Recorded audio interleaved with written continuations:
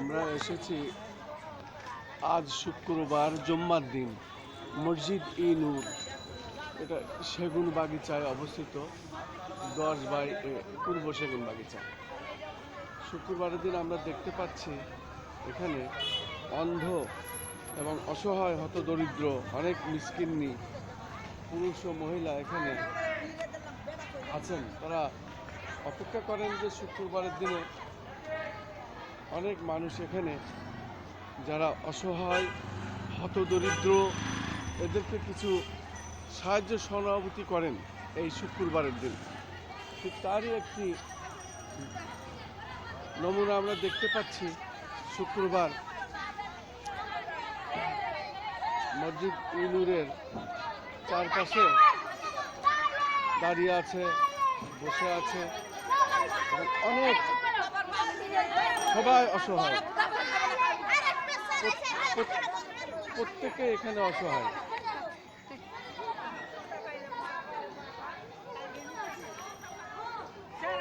মানুষগুলো সবাই সাহায্যের আশায়।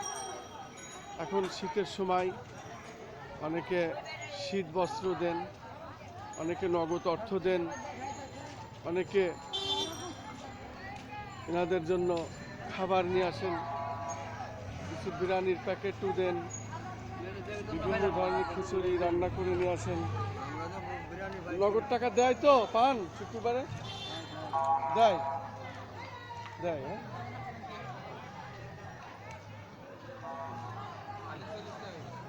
আমরা দেখতে পাচ্ছি এখানে প্রায় 1000-এরও ঊর্ধ্ব হবে কিছু ভাসমান মিসকিন্নি অসহায় হতদরিদ্র এই শ্রেণীর পুরুষ মহিলা। এরা চায় কিছু সাহায্য এবং এই সাহায্যের জন্য এরা শুক্রবার আজ জুম্মার দিন, তাই তারা এই অপেক্ষায় আছেন। যদি এখানে কোনো রকম সাহায্য সহানুভূতি পান। আমি দেখতে পাচ্ছি এখানে হুইল চেয়ারেও অসহায় পঙ্গু কিছু মহিলাও এখানে আছেন। শুক্রবারের দিন এরা আশা করে যদি কোনো ব্যবসায়ী বা ভদ্রলোক বা কোনো সমাজপতি এখানে এদের প্রতি একটু খেয়াল রেখে কিছু অর্থ সাহায্য সহানুভূতি দেয়, এই আশায় তারা অপেক্ষা করে। আসলে এখানে আসলে কি আপনাদের কিছু এই শুক্রবারে দেয়, পান কিছু আপনারা?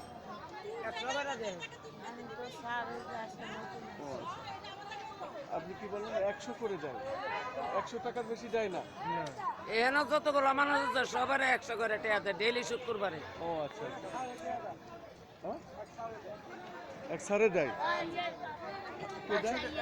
100 টাকা করে এক সারে দেওয়া যায়। ও আচ্ছা আচ্ছা আচ্ছা, উনি প্রত্যেকদিন 100 টাকা করে প্রত্যেক শুক্রবার, শুধু প্রত্যেক শুক্রবার। আপনারা তো শুধু দর্শক মণ্ডলী শুনতে পারলেন যে এক ভদ্রলোক এখানে প্রত্যেক শুক্রবারে 100 টাকা করে প্রত্যেকের দেন। পাশাপাশি অন্যরাও এখানে আসেন, যদি অন্যরাও কিছু সাহায্য সহানুভূতি ওনাকে দেন। এইসব ওনার মতো কিছু মানুষ আছেন যারা সমাজপতি, শিল্পপতি, তারা এই ধরনের ভাসমান অসহায় মানুষদের বা হতদরিদ্র মানুষদের, পঙ্গু মানুষদের কিছু সাহায্য সহযোগিতা মেডিকেলে ভর্তি চিকিৎসা নাই, তাই এখানে এসেছেন। মিরপুর মেডিকেল স্যার, আমার চিকিৎসার লাগে রোগীর চিকিৎসার স্যার কাগজপত্র আছে স্যার। স্যার আমার কাগজপত্র নিয়ে দেখবেন। একজন বলছেন যে তার রোগী আছে মিরপুর মেডিকেলে ভর্তি, হিন্দুতে মুসলমান হয়েছে স্যার, অসহায় মানুষ স্যার। আমার মা মারা গেছে 20 দিন হয়, আমিও খুব দুঃখী মানুষ স্যার। আমার সাহায্য সহানুভূতি দেয় তো এখানে আছেন, পান কিছু? হ্যাঁ ভাই তো এই দেয় জার্মান স্যার।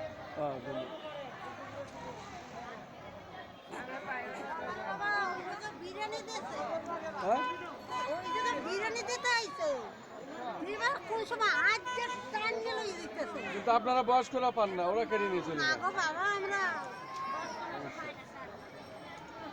আসলে এই ধরনের সমস্যা কথা ওনারা বললেন যে যারা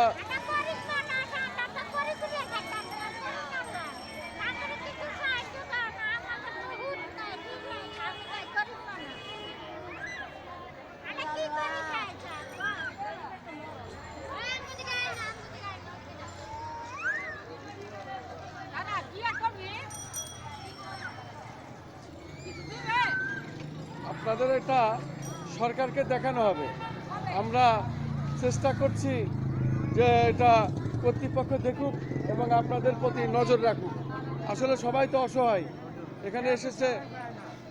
এই যে স্যার, এই যে আমার কাগজপত্র রোগীর মেডিকেল ভর্তি স্যার, মিটপুর 37-এ, মিটপুর 4 তলায় 37-এ। আপনি এখানে আসছেন কিন্তু সাহায্যের জন্য শুক্রবার, হ্যাঁ, যদি কেউ কোনো সাহায্য দেয় আর কি। হ্যাঁ। আমার জন্য ব্যবস্থা করেন। এই শীতের ভিতরে ওনারা অপেক্ষায় আছেন। অনেক সময় শীত বস্ত্র বা কম্বলও ওনারা পান এই অপেক্ষায়। ঠান্ডাতে থাকা যায় না, ঠান্ডাতে অপেক্ষা পুকুরে লাগি থাকি, কম্বল টম্বল নাই, কি করবো? মাছ পাতে থাকি, রাস্তার মাঝে থাকি, কম্বল টম্বল দেয় না, সব টাকা খেয়া ফেলায় সরকারে, আমাদের দেখে না। এলে ভালো লয়, এলে ভালো লয়, আর কম্বল টম্বল দেয় না। এখানে অনেকেই তার অবজেকশন জানাচ্ছে যে শীতের সময় ঠান্ডায় বড় কষ্টে আছি, কিন্তু কম্বল টম্বল দেয় না, সরকারের লোকজন খেয়ে ফেলে, আমাদের দেয় না, এই কথা একজন জানালেন। যাই হোক, আমরা চাই যে এই হতদরিদ্র মানুষদের প্রতি সরকার বিশেষভাবে লক্ষ্য রাখবেন এবং এই অসহায় হতদরিদ্র মানুষগুলো অন্তত তারা